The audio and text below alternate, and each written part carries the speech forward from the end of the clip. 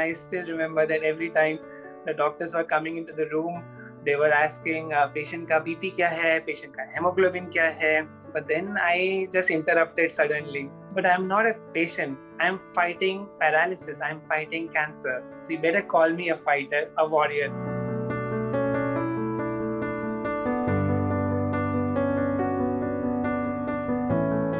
In my case, the doctors were totally convinced that there is no point in going ahead with any treatment now because they believe that it was too late. And they also found out that my kind of non-Hodgkin's lymphoma was a variant which is one of the most aggressive, high rate of fatality. And I clearly remembered that at that point of time, normally any parents, if a mother is told that, okay, your young son is not going to live any more than 5 to 6 weeks, then what will the parents' reaction be?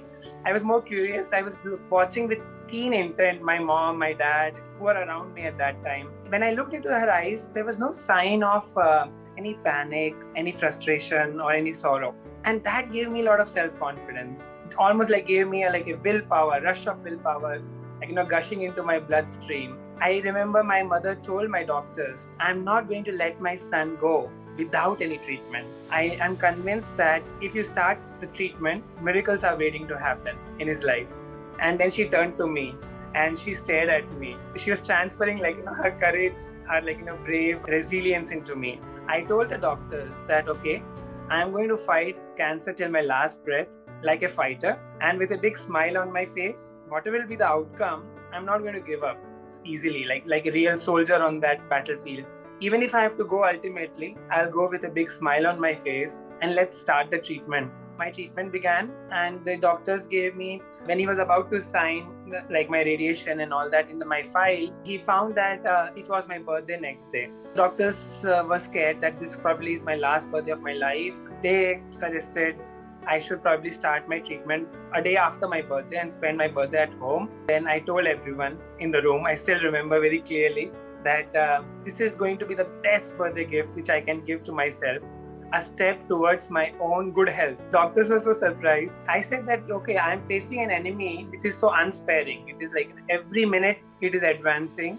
So why to waste any time, and let's start getting into the action. The doctors recommended radiation to me and then followed by chemotherapy. I was very nervous in the beginning that since giving a chemotherapy to a last stage cancer patient, patients there's high probability that he can succumb also, may not be able to tolerate toxic shock.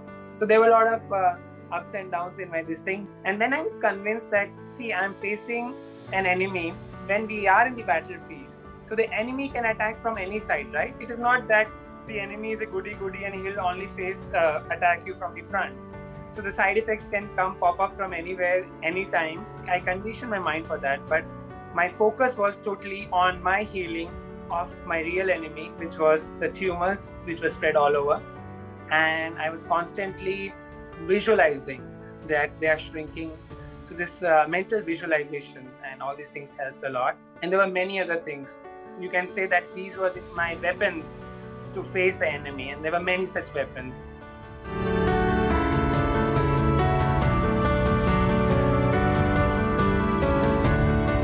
Subscribe to our channel and press the bell icon for more videos on cancer care.